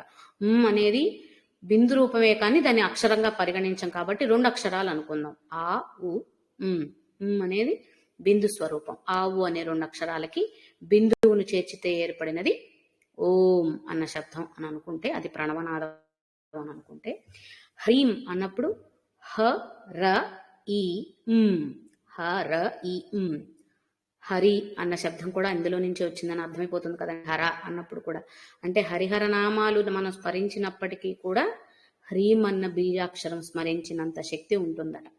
అది ఎంత క్లియర్, ఎంత సుస్పష్టంగా ఉన్నాయి చూడండి. హరి అన్న, హర అన్న, హరుడు అన్న, హరీం అన్న, హ్రీం ఉన్న శబ్దం హ ర ఈ అన్నప్పుడు హర ఈం హరీం. కాబట్టి ఈ శబ్దాలలో ఏది మనం స్మరించినా కూడా బీజాక్షరం పఠించినట్టే. అంటే డైరెక్ట్గా బీజాక్షరాలు తీసుకొని వాటి యొక్క ఉపాసన సాధన చేయడానికి గురుబోధ ఉండాలి. కానీ ఈ విధంగా మనం దేవతా నామాలు చదువుకుంటున్నప్పుడు, స్తోత్రాల్లో ఈ విధంగా మనకి తెలియకుండా నిక్షిప్తమైనటువంటి నామాలు చదివినప్పుడు కూడా మనకు గురుప్రసాదం లేకుండా లేదా గురుబోధ లేకుండా చేయలేం. కాబట్టి బీజాక్షరాల సాధన ఆ శక్తినంతా ఇలా నామాల రూపంలో కూడా మార్చేసి ఇచ్చారు. ఇందాక అందుకే అన్నాను, వాళ్ళు దాని వెనకాల చేసిన కృషి ఎంత గొప్పగా. మనం శ్రీమాత శ్రీ మహారాజ్ఞి అన్నప్పుడు కూడా శ్రీ అనేది శ్రీం అంటే బీజాక్షరం అవుతుంది. శ్రీ అంటే పూర్తి శబ్దం కాదు కదా. కాబట్టి శ్రీమాత శ్రీమాత మాలో నుంచి వస్తుంది కదా, అలా అక్కడ కూడా బీజాక్షరం ఉన్నట్టంట. ఈ విధంగా మనకి తెలియకుండానే, అందుకనే స్పష్టమైన ఉచ్చారణ, శుద్ధమైన ఉచ్చారణ ఎందుకు కావాలి అంటే ఆ నిజమైన శక్తిని మనం గ్రహించగలగాలి. అంటే ఆ ఉచ్చారణ చేసినప్పుడే కదండి సరైన శబ్దం ధ్వనిస్తుంది, లేదా సరైన నాదం వస్తుంది. ఎప్పుడైతే సరైన ఉచ్చారణ చేస్తామో నాదం కూడా అప్పుడే సరిగ్గా వస్తుంది. కాబట్టి అప్పుడు అందులో ఉన్న శక్తి, నాదరూపాన ఆవిడని అర్థం చేసుకుంటున్నప్పుడు అందులో ఉన్న శక్తిని మనం గ్రహించాలి. అంటే సరైన శబ్దం లేదా నాదము రాగలగాలి. అప్పుడే ఆ శక్తిని మనం గ్రహించగలుగుతాం. అందువల్లే శుద్ధమైన ఉచ్చారణ, సరైన ఉచ్చారణ ఎక్కడా వదిలిపెట్టకుండా చదవాలి. చూసారు కదా, కేవలం సున్నానే అనుస్వారమే అనుకుంటాం, దానిలో కూడా శక్తి ఉంది. అది కూడా అవసరమే. కాబట్టి అనుస్వరాలు పలికేటప్పుడు కూడా ఎంత జాగ్రత్తగా మనం పలకాలో గ్రహించండి. అంటే నామం అర్థం తెలుసుకుంటూనే ఉచ్చారణ నియమాలకున్న ప్రాశస్త్యం, వాటి ప్రాధాన్యత కూడా గ్రహించవచ్చు అని చెప్తున్నాను అనమాట. ఇది ఇప్పుడు ఇంకా హ ర ఈ అని చెప్పుకున్నాం కదండి. హ అంటే ఆకాశతత్వం. మనం ఇందాక ఏం చెప్పుకున్నాం, భువనేశ్వరి అన్నప్పుడు అన్ని భువనాలకు ఈశ్వరి తనే, అంటే అన్నిట్లోనూ తను ఉందనే కదా అర్థం. అన్ని భువనాలు అన్నప్పుడు మొత్తం అంతటా సర్వవ్యాపి అని అనుకుంటున్నాం కదా. అదే అర్థం ఇక్కడ కూడా మనకి స్ఫురిస్తుంది. ఆకాశతత్వం, ఆకాశం అంటే ఏంటండి, వ్యాపించి ఉన్నది. మనకు ఆకాశం అంటే మనకు కనిపించే ఈ ఆకాశం అని తీసుకోకుండా అంతా ఉన్నది, అన్నీ తనలో కలుపుకునేది. పంచభూతాలు ఏవైతే ఉన్నాయో మనం చెప్పుకునే నీరు, గాలి, వాయువు, అగ్ని, ఇవన్నిటినీ కూడా తనలో ఉంచుకున్నది కదా. కాబట్టి ఆకాశతత్వం అంతటా వ్యాపించి ఉన్న తత్వం అని అనుకుంటే అది హ శబ్దం, హ బీజానికి ఆ అర్థం వస్తుందట. అలాగే రా అంటే హ అంటే అగ్నితత్వం, ఆకాశతత్వం. హ అంటే ఆకాశతత్వం అని అనుకుంటే రా అంటే అగ్నితత్వం అట. రా అంటే అగ్నితత్వం లేదా తేజస్సు, రెండు ఒకటే కదా. తర్వాత ఈ అంటే వాయుబీజం అటండి. ఆకాశము, అగ్ని లేదా తేజస్సు, వాయుబీజం, ఇవి హ ర ఈ. అని చెప్పుకునేలా ఆఖరణ ఉన్నటువంటి బిందువు ఏదంటే, మనం ఇందాక చతుర్వేద పురుషార్థాలు అనుకున్నా, లేకపోతే మన ఈ అవస్థలు సుషుప్తావస్థ, జాగ్రత్త అవస్థలు చెప్పుకున్నా, సృష్టి స్థితిలయాలు అనుకున్న, వాటి అతీతమైనది అని అనుకున్న తురీయ స్థితి ఏదైతే ఉందో అది అన్న శబ్దం ద్వారా పొందగలిగినటువంటి స్థితి అట. కాబట్టి బీజాక్షరంలో ఉన్న శక్తి చూడండి, ఆకాశతత్వం, తేజస్సు, అగ్నితత్వం, అలాగే వాయుతత్వం. ఎందుకంటే వాయువు ఒక శబ్దం బయటికి రావాలంటే ఇవన్నీ కావాలి కదండి. అంటే వాటి రూపం కూడా ఇక్కడ చెప్పడం అనమాట. అంటే మన ప్రాణనాడులతోనూ వాటిని అనుబంధించి చెప్తున్నారు. అలాగే వాటి యొక్క శక్తిని అక్కడ గ్రహించడానికి ప్రయత్నించేలా చేస్తున్నారు. స్పష్టంగా చెప్పగలుగుతున్నానో లేదో తెలియదు, కానీ నేను చెప్పిన దానికి మించి గ్రహించడానికి ప్రయత్నించండి మీ ఆలోచన ద్వారా, మీ శక్తి సామర్థ్యాల ద్వారా. కాబట్టి హ్రీంకారి అలాగే ఇంకా ఏం చెప్తారు అంటే హ ర ఈ అని అనుకున్నాం కదా. హ ర ఈ ఇందాక మనం చెప్పుకున్న అస్థి భాతి ప్రియంలో చెప్పుకున్న సచ్చిత్ ఆనందం, పారమాత్మికమైన అర్థము అని తీసుకుంటే, హ్రీంలో హ ర ఈకి సచ్చిత్ ఆనందం అనేది పారమాత్మిక అర్థం తీసుకుంటే, భౌతికమైన అర్థం కోసం, లౌకికమైన అర్థం కోసం ఏం చెప్తారు అంటే ధర్మ అర్థ కామ. అంటే హ అనే అక్షరం ఆకాశతత్వం ఉన్నాం కదా, అది ధర్మశక్తి లేదా ఏమంటారు, మనం ధర్మమైనటువంటి ఆలోచనలు చేయడానికి సహకరిస్తుంది అని అనుకుంటే, లేదా అలా మనల్ని ప్రేరేపించే శక్తి అని అనుకుంటే, అర్థం అంటే అగ్ని పోషణ శక్తి కూడా అటండి. అగ్ని అంటే దహన శక్తి మాత్రమే కాదు, పోషణ శక్తి కూడా, ఐశ్వర్య శక్తి కూడా అటండి అగ్ని అంటే. కాబట్టి రా అన్నప్పుడు తేజస్సు అన్నాం కదా, అది అర్థం. అలాగే వాయుశక్తి అన్నప్పుడు ఈ అంటే కామము అంటే సరైనటువంటి కోరికలు, అవసరమైనటువంటి కోరికలు, అవి వాయుశక్తి. ఇలా కూడా మనకి హ ర ఈ ధర్మ అర్థ కామము అనేది తురియ స్థితి ఏంటి అంటే మోక్ష స్థితి. సచ్చిత్ ఆనందము మోక్షము అంటే కదా, సచ్చిదానంద స్థితి కంటే కూడా మించినది ఇంకా అసలు అదే అతీతమైనది అని చెప్పుకున్నా కూడా అది ఏంటి అని చెప్పేది మోక్షమే. కాబట్టి ధర్మ అర్థ కామములు, ఇహపరమైన భౌతికపరమైన అర్థాలు గ్రహించాలి అంటే బీజాక్షరం ద్వారా ధర్మ అర్థ కామములు అయితే మోక్షం అనేది ఆఖరిది. అంటే ధర్మ అర్థ కామ మోక్షములు చతుర్విధ. మనం ఇందాక అనుకున్నాం కదా, పురుషార్థప్రద పూర్ణ, ఇహలోకంలోనూ పౌరలోకం, కాబట్టి భౌతికంగాను పారమాత్మికంగాను. కాబట్టి ధర్మ అర్థ కామ మోక్ష ప్రదాయిని అని ఆ శక్తిని చెప్తున్నాము అంటే అది దేని వల్ల కలుగుతుందంటే ఆ శక్తి అంతా కూడా ఈ హ్రీం బీజాక్షరంలో ఉందట. అలాగే సచ్చిత్ ఆనందమయ స్థితి, అదే మోక్ష స్థితి అని అనుకుంటే, పారమాత్మికంగా అది ఎక్కడ ఉంది, అది ఎలా తెలుస్తుంది అంటే అది కూడా హ్రీం అనే బీజం. అంటే బీజాక్షరాలను సాధన ఉపాసన చేసేవాళ్ళు ఆ ఒక్క అక్షరాన్ని ఉచ్చరించడం ద్వారా, అంటే ఆ విధానం వేరుగా ఉంటాయి కాబట్టి వాటి ద్వారా పొందగలిగినటువంటి స్థితి ఏంటంటే అల్టిమేట్గా మళ్ళీ ఇదే మోక్ష స్థితి. ఇది హ్రీంకారి. ఇంకా కూడా చెప్పచ్చండి గొప్పగా, కానీ అంతకంటే చెప్పే స్థితి నాకు లేదని నాకు అర్థమవుతుంది. కాబట్టి హ్రీంకారి, హ్రీ అన్నప్పుడు అర్థం చేసుకోవాల్సింది అదనమాట. ఇలా ఉన్నటువంటి శక్తి స్వరూపాన్ని ఇంకా తర్వాత ఎలా చెప్తున్నారు అంటే హ్రీమతి. ఎవరు అన్మ్యూట్ అవ్వకండి దయచేసి. హ్రీమతి, మతి అంటే మనకు తెలుసు బుద్ధి, తెలివి అని. ఇక్కడ హ్రీ అన్న శబ్దం సంస్కృత పరంగా ఒక రకమైన అర్థం తీసుకుంటే లజ్జా స్వరూపం అని చెప్తారటండి. కాబట్టి అంటే అమ్మవారు లజ్జా స్వరూపిణి అని చెప్పడం కోసం ఒక రకమైన అర్థం. అంటే ఎలా చెప్పుకోవాలి అంటే ఇక్కడ అంటే ఒక పతివ్రత లక్షణంగా తీసుకుంటే అక్కడ ఆ లజ్జ అనేది ఒకటి తీసుకోవచ్చు మనం. బిడియము, లజ్జ ఇలాంటివన్నీ ఒక లక్షణాలుగా గ్రహించవచ్చు. అలా కాకుండా మనం భౌతికంగా మనం ఎలాంటి అర్థం గ్రహించాలి ఇక్కడ అంటే మనం ధర్మాధర్మ వివక్ష అనేది మనం పెట్టుకొని ఏది చేయగలిగింది, ఏది ధర్మబద్ధమైంది, ఏది న్యాయబద్ధమైనది, ఏ ఆలోచన చేస్తున్నా కూడా, ఏ పని చేస్తున్నా సరే ఇవి ఎప్పుడు మనం నిత్యం గుర్తుపెట్టుకోవాల్సిన విషయాలు కదా. ఇక్కడ లజ్జా స్వరూపం అంటే ఇక్కడ అది గ్రహించాలట. అంటే ఒక తప్పు పని చెయ్యకూడదు, చెయ్యాలి అన్న స్పృహ ఉంటుంది చూడండి. ఆ చెయ్యకూడదు అనేది ఎలా తెలుస్తుందంటే ఈ లజ్జా స్వరూపం ద్వారా.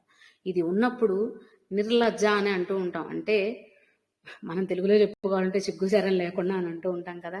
కానీ అలా చేయకూడదు కదా. ఒక పనికంటూ న్యాయం అనేది ఉంటుంది, ఒక ఆలోచనకంటూ న్యాయం అనేది ఉంటుంది, ధర్మం అనేది ఉంటుంది. కాబట్టి అది అర్థం చేసుకోవడం కూడా హ్రీమతి అన్న నామం ద్వారా మనం తెలుసుకోవచ్చట.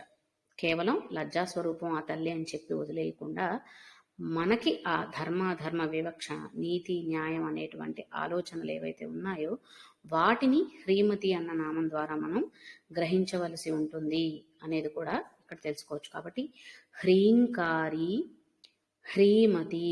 అలాగే ఇంకొకటి కూడా ఏమర్థం చెప్తారు అంటే హ్రీ అంటే ముడుచుకుపోవడం అటండి. ముడుచుకుపోవడం, కుచించుకుపోవడం, లోపలికి ఇలా అంటే విచ్చుకున్న పుష్పం తిరిగి క్లోజ్ అవుతూ ఉంటుంది కదా. కొన్ని పువ్వులకి కొన్ని లక్షణాలు ఉంటాయి. ఆ పువ్వు రేఖల మీద కానీ పుప్పొడి మీద కానీ ఏవైనా చిన్న చిన్న కీటకాలు అవి వాలితే వెంటనే అవి ముడుచుకుపోతూ ఉంటాయి. ఆ లక్షణం, ఆ స్థితి కూడా ఏదైతే ఉందో అది కూడా హ్రీమతి అన్న శబ్దంలో చెప్తారట. ఇది ఎందుకు అని అంటే ఎప్పుడైతే సాధకుడు హ్రీం అన్న శబ్దం ద్వారా సాధన చేస్తూ ఈ ముందుకు సాగుతూ ఉన్నారో, ఎప్పుడైతే ఆ పరమాత్మ స్థితికి అంటే మనం చెప్పుకున్నాం కదా, ఆజ్ఞాచక్రాన్ని దాటి వెళితే సహస్రారం దగ్గర ఒక స్థితి ఉంటుంది అని మనోన్మని స్థితి చెప్పుకున్నప్పుడు కూడా తెలుసుకున్న. ఉన్మని స్థితి అంటే ఆ గడప దగ్గర దాకా వెళ్ళాం సహస్రారానికి అని.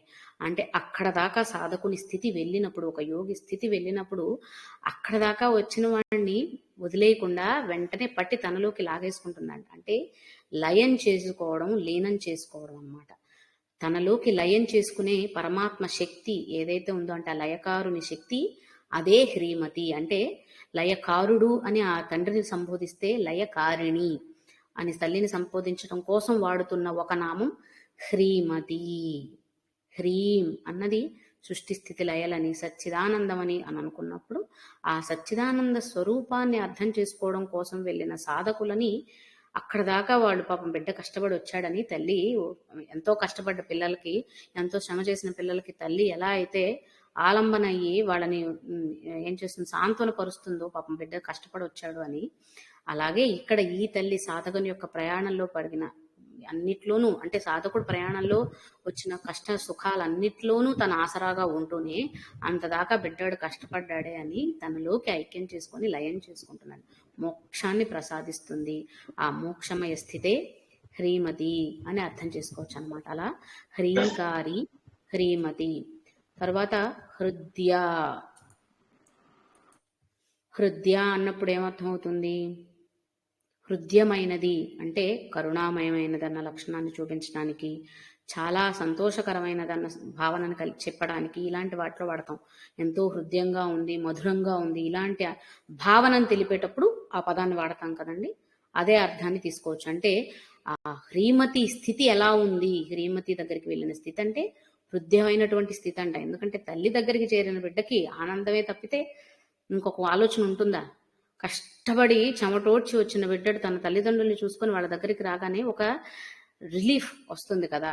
ఆ సాంత్వన ఏదైతే ఉందో ఆ స్థితే మళ్ళీ ఇక్కడ హృదయాన ద్వారా మనం అర్థం చేసుకోగలుగుతాం. ఎందుకు అంటే ఆవిడ తీసేసుకుంది కదా, తనలోకి లయం చేసేసుకుంది ఆ శక్తి. తనలోకి లయం చేసుకున్న తర్వాత ఇంకా మనకి ఏ ఈతి బాధలు లేవు కదా. ఫస్ట్ ఈతి బాధలే లేని స్థితికి ఆల్రెడీ ప్రతి స్టెప్లోనూ సాధకుని ప్రయాణం అలానే సాగుతుంది, వాటన్నిటినీ మర్చిపోతూ వదిలేస్తూ రావడమే. ఇంక ఇక్కడికి వచ్చాక అసలు వాటికి సంబంధించిన వాసనలే ఏమీ ఉండవు కాబట్టి ఆ ఆనందమయ స్థితిని తెలపడం కోసం హృద్య అన్న పదాన్ని వాడారని గ్రహించవచ్చు. అది కూడా కాకుండా ఇంకొకటి ఏంటి అంటే హృద్య. హృద్ యా అంటే యామిని అని అర్థం వస్తుందట.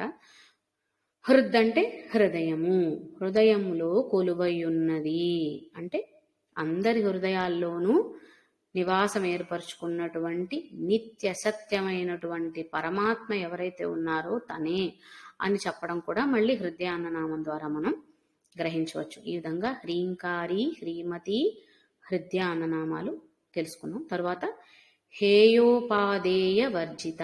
హేయము, ఉపాదేయము. హేయ, ఉపాదేయ, వర్జిత.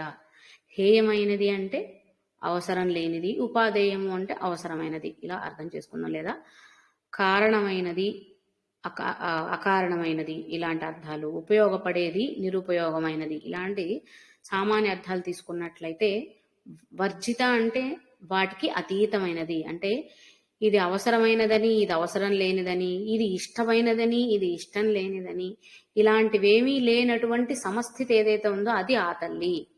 దానికి అతీతమైనది. ఎందుకంటే ఆవిడకేముంటాయి ఇలాంటివన్నీ? అంటే మనం అనుకున్నాం కదా, అందరి వైపు సమభావనతో, సమదృష్టితో, సమస్త సృష్టిని కూడా ఆ సమదృష్టితోనే చూస్తుంది. వీళ్ళు నాకు ప్రియమైన వాళ్ళు, లేకపోతే మానవులు మాత్రమే ప్రియమైన వాళ్ళు, జంతురాశి నాకు ప్రియమైనది కాదు, అలా కాదనమాట. అందరూ సమంగా చూస్తుంది కాబట్టి హేయమైనది, ఉపాధేయమైనది అనేది లేదు అనేది ఒక అర్థం గ్రహించవచ్చు ఆ శక్తికి. మనం ఇక్కడ ఏం గ్రహించాలి? హేయమైనది, ఉపాధేయమైనదని మనం చూస్తాం కానీ ఆ తల్లికి ఉండవు.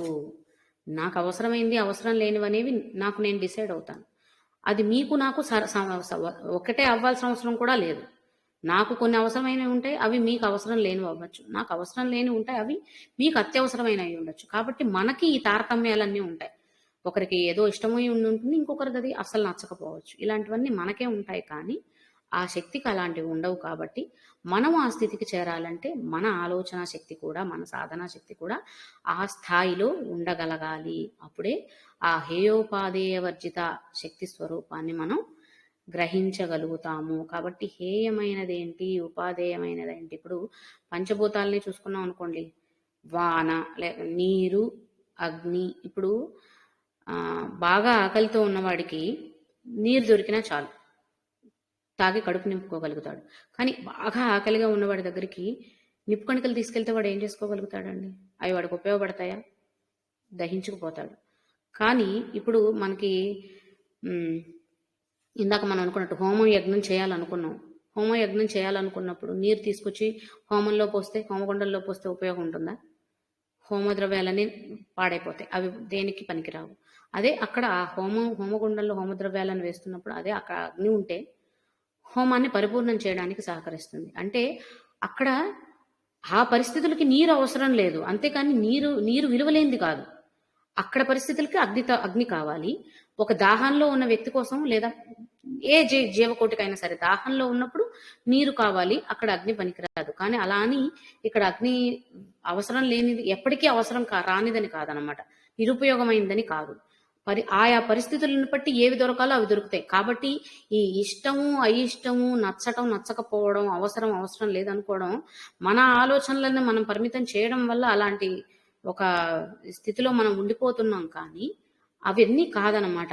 ఎప్పుడు ఏది అవసరమో అప్పుడు అది దొరుకుతుంది. కాబట్టి ఇది హేయమైనది, ఇది ఉపాధేయమైనదన్న ఆలోచనని మనం కూడా విడవాలి అని ఈ నామం ద్వారా మనం గ్రహించవచ్చు.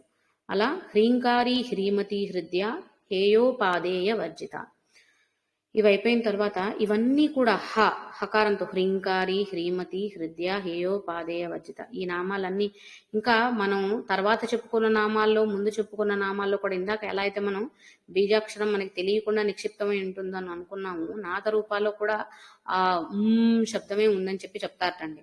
ఇవన్నీ కూడా ఋషులు శాస్త్రాల ద్వారా తెలిపినవని చెప్పిన వారి దగ్గర నుండి స్వీకరించి నేను మీకు తెలియపరుస్తున్నాను అనమాట. అలాగే తర్వాత రాజరాజార్చిత 71వ శ్లోకంలో చూసినట్లయితే రాజరాజార్చిత రాజ్ఞి రమ్య రాజీవలోచన.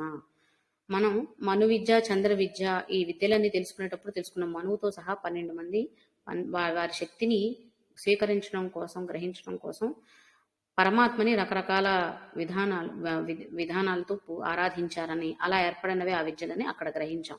అలా మనం మను విద్య, చంద్ర విద్య తర్వాత సూర్యమండల మధ్యగా అన్నప్పుడు చంద్రమండల మధ్యగా కాదు, సూర్య విద్య, సూర్య భగవానుడు గురించి వచ్చినప్పుడు అక్కడ సూర్య విద్య అని గ్రహించాం.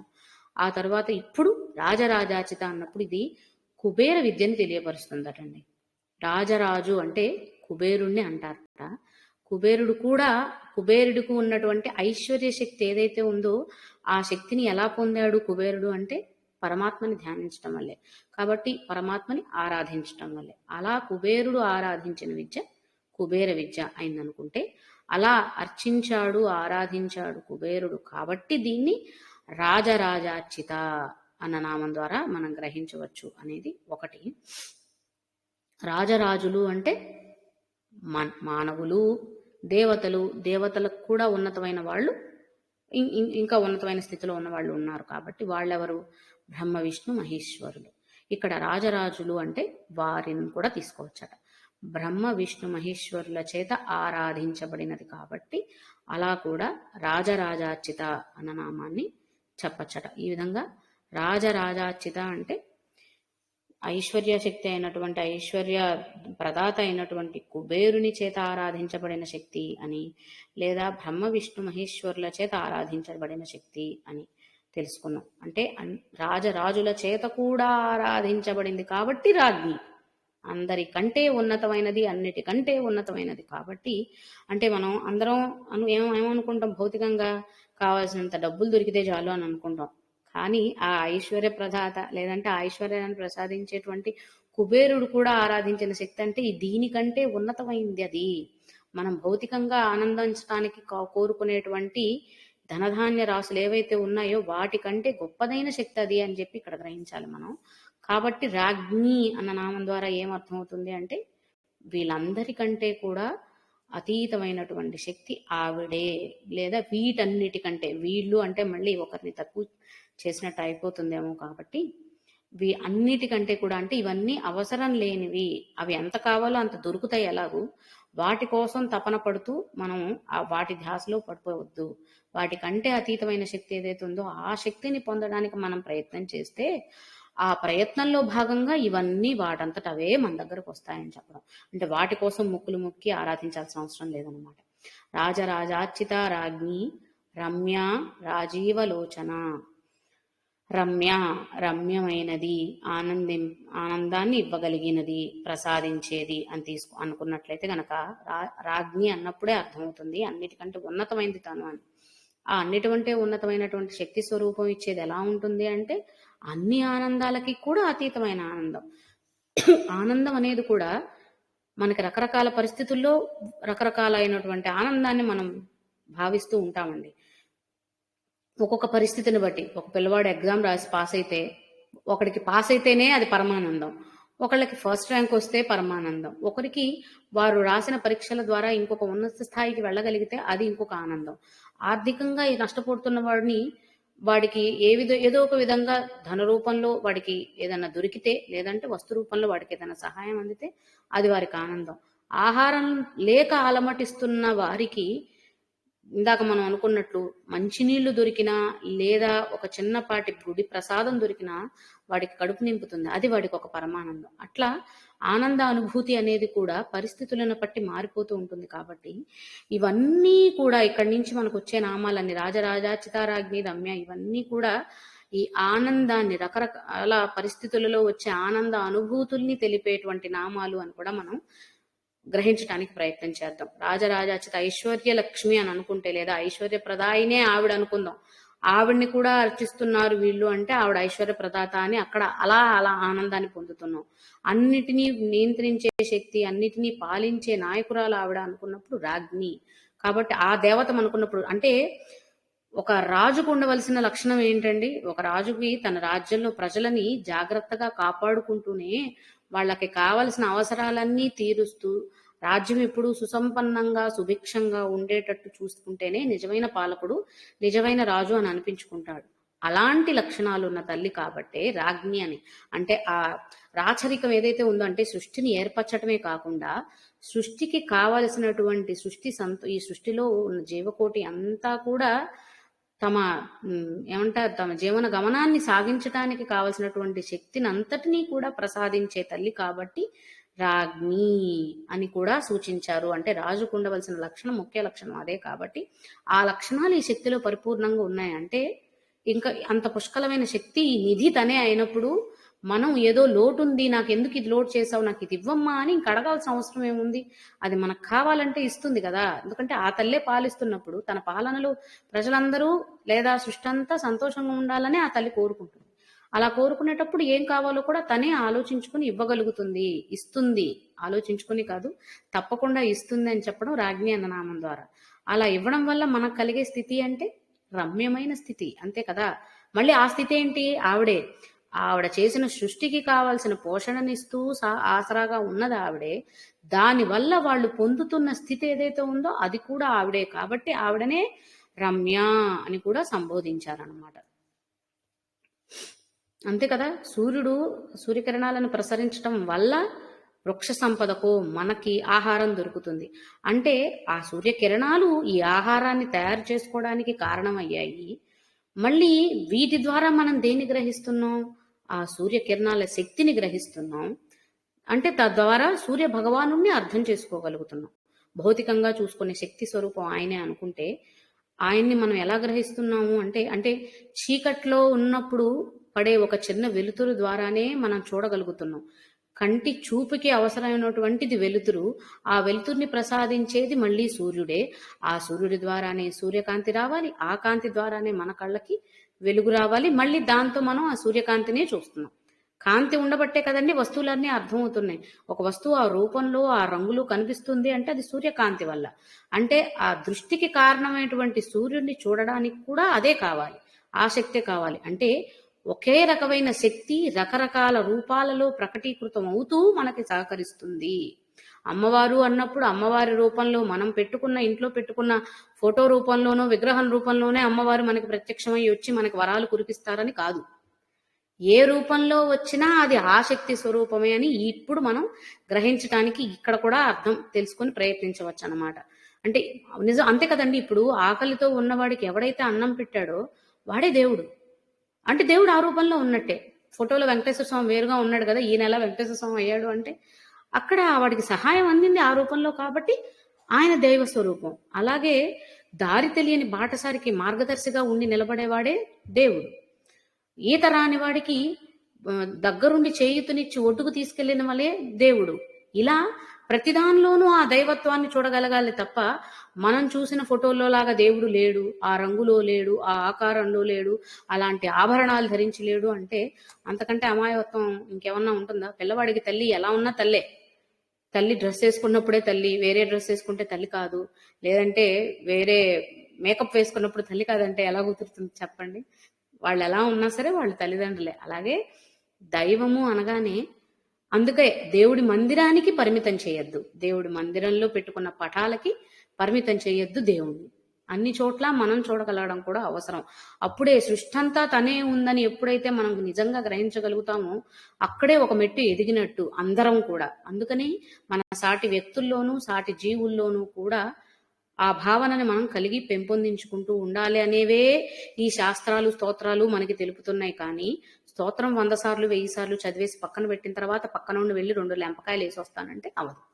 ఇంకప్పుడు మనం ఇన్ని 1000 సార్లు కాదు కదా, 1,000,000 సార్లు చదివినా సరే ఉపయోగం లేదనమాట. అది రమ్యమైనటువంటి స్థితి అంటే ఏంటి అంటే సృష్టి అంతా తానే ఉన్నప్పుడు తనని పొందటానికి తానే సహకారిగా మన దగ్గరికి వచ్చినప్పుడు, అలా ఆ సహకారం ద్వారా తనని గ్రహించగలిగినప్పుడు కలిగేటువంటి స్థితి రమ్య.